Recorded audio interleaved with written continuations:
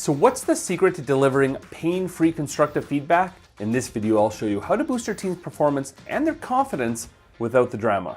Let's do it.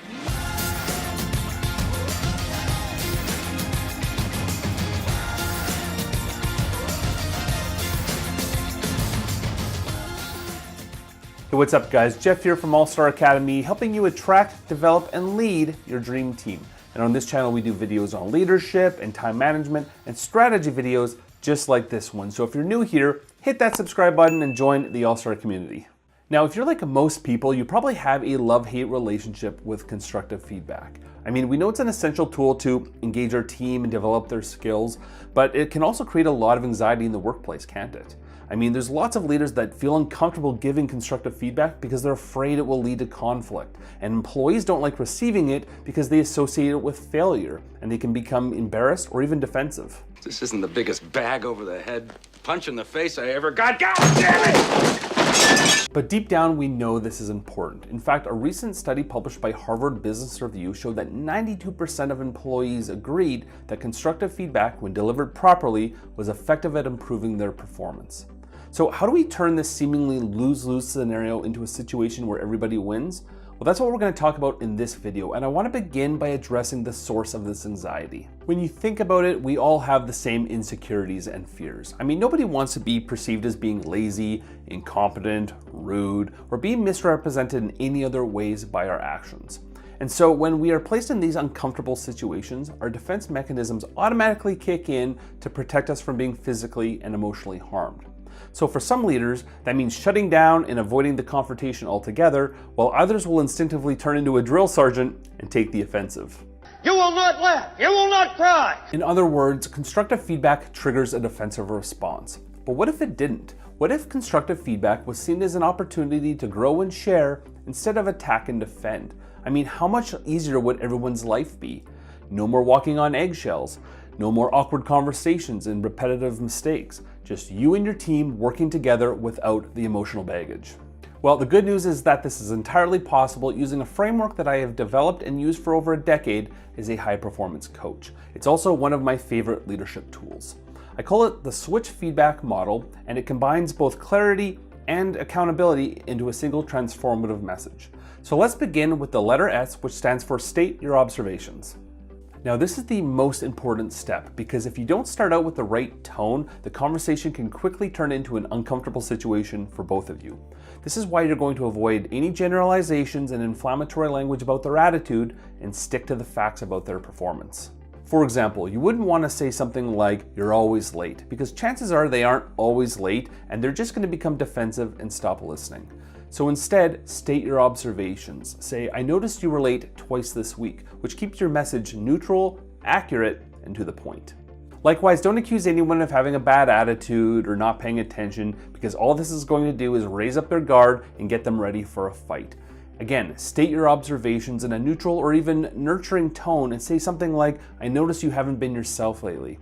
This totally changes the dynamic of the conversation, and they'll be far more likely to open up about what's really going on. So there's a couple of things that we're doing here. Number one, we're being mindful of our tone and sticking to the facts so they can't be contested. And number two, we are avoiding all questions that could open the door to an excuse. Stating your observations is all about starting the conversation off on the right foot and priming the other person to be receptive to your message.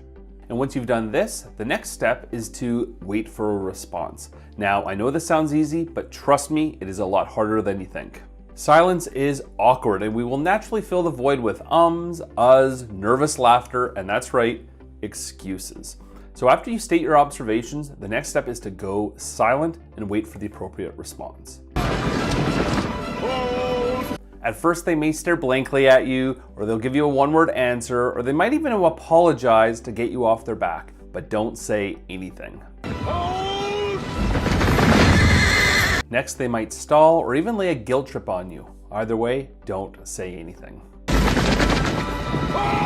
And then, when their back is against the wall, they will inevitably try and derail you by bringing somebody else into the story and putting the light on them. This is really the only time that you should be speaking up, and all you have to say is, "Right now, we're talking about you." After that, resume radio silence.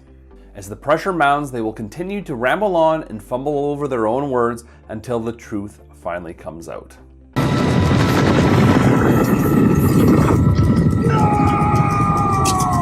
And this is the tipping point in the conversation that we've been waiting for the walls to come down, and they're now finally ready to listen to what you have to say. Fine speech. Now what do we do? From here, we're ready to move on to the letter I and discuss the impact of their behavior. Now, the objective of this step is to clear up any misunderstandings that they may have, as well as get them to take ownership of both the problem and the solution.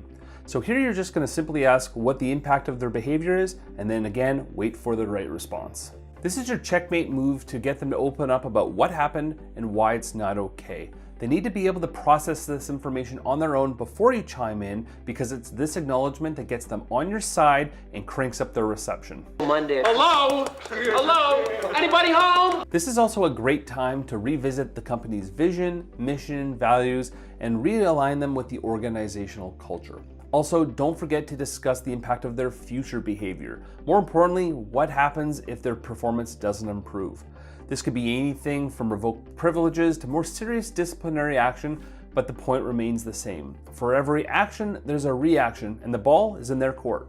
Alright, so by now things should be pretty crystal clear, and it's time to come up with a plan. So let's move on to the next step, which is to tackle obstacles. Now, what I love about this step is that it positions you as a support system rather than an authoritative figure. This way the employee will feel like you're working together to overcome challenges, as opposed to you lurking in the shadows watching their every move.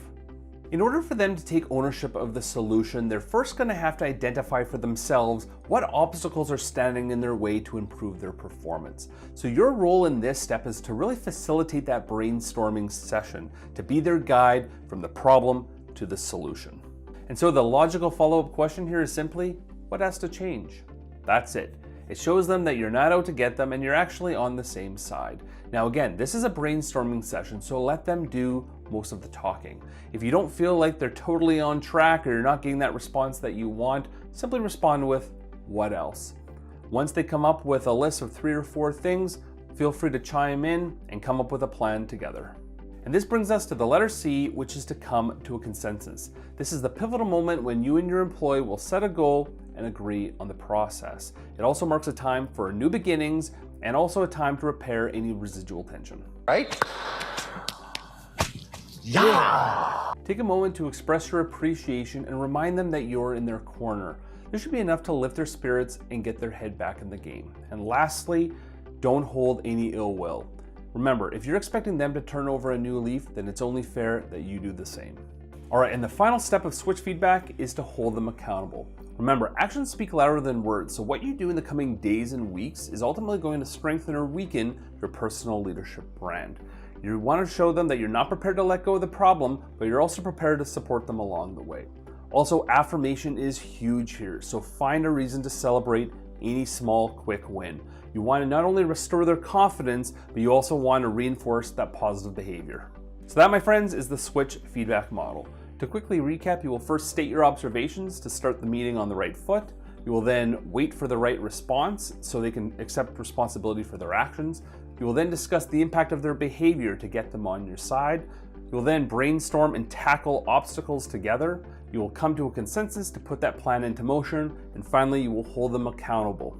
As you know, a chain is only as strong as its weakest link. So as leaders, it's our responsibility to identify where those links are in our business and to be able to communicate candidly and openly with our team on how to strengthen them. Okay, everyone, shut up and look at me.